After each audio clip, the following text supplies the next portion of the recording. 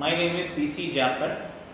I am working as Secretary to Government Expenditure in Finance Department, Government of Karnataka. I have been involved in training people who are in the fight against COVID, be it medical professionals, volunteers, other government servants. I have been involved in training these people from very beginning, that's somewhere from March onwards. I have been handling training for the state of Karnataka. Now let's see what are the important roles and responsibilities of booth level committees.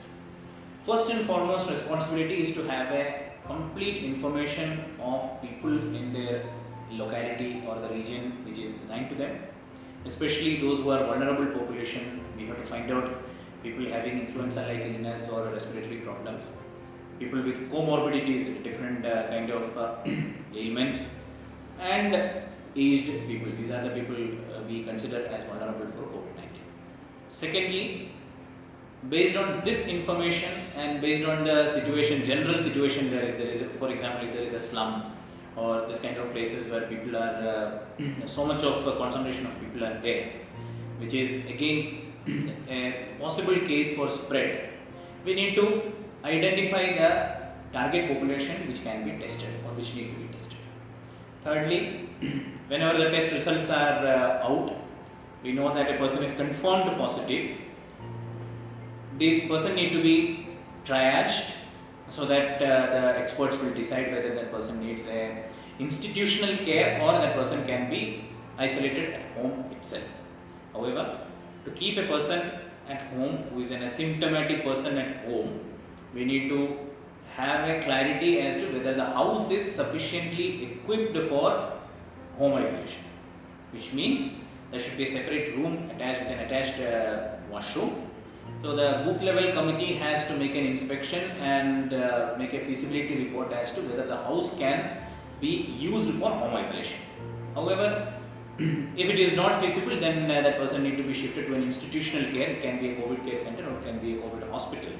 However, let me make it a word of caution here that the booth level committee members, volunteers or the government servants involved in that will not be doing the shifting of the patients or will not be doing the triage of a COVID positive patient. That need to be done by the people with proper protective gear, and that has to be done by a different set of people. Volunteers need not be coming into the direct contact with the positive patients. As and when a positive patient is found out, we need to do a contact tracing for these people. Contact tracing means we have to find out how many people this person has come in contact with during the last 2 weeks. And if it is a direct contact, then they are primary contacts. If it is indirectly, then it is secondary contact. We need to trace the positive primary and secondary contact of the positive people. Generally, we say that we should be getting up to 10 positive contact, then that's a good effort. Then, whenever a person is isolated at home, a positive patient is isolated at home, the booth level committee has to monitor whether this person is actually spending the time at home or is he coming out violating the isolation guidelines. Again, this need not be done by keeping a watch all the time on the house. This can be done by talking to the people. Rather than the team members keeping a watch, team members preferably should be taking people into confidence, make them aware that the problems of roaming around and how much that can create damage in the society, and convince them to be following all isolation guidelines. Then another job is those positive contacts whom we have been identified, especially when some people are there in a complete house. Those people should not be coming out. Positive contact also should be isolating themselves. That need to be monitored. And finally, certain areas will be declared as containment zones.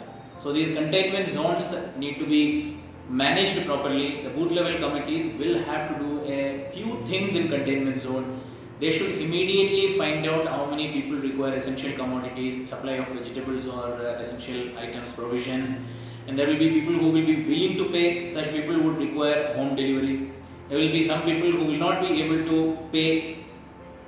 Those kind of people should be given free ration, which is also BBMP is making arrangements for that. Secondly, they should prepare a comprehensive list of people who require emergency health traveling like people undergoing dialysis, chemotherapy or radiotherapy. Such people would have to travel, even if it is a containment zone. We cannot prevent people from traveling on health emergencies. Such people need to be given passes, so that list need to be prepared. Then there are people working in essential services like police, fire, doctors, medical professionals. Such people will have to be allowed to travel outside the containment zone. That we need to arrange for a facility for them to travel out, especially giving some sort of passes. And some people will be sitting at home, but they would require some proof that their house is part of containment zone. They would like to get some certificate. So booth level committees will have to take this information, pass it over to the ward level committee, so that some certificate can be arranged to them.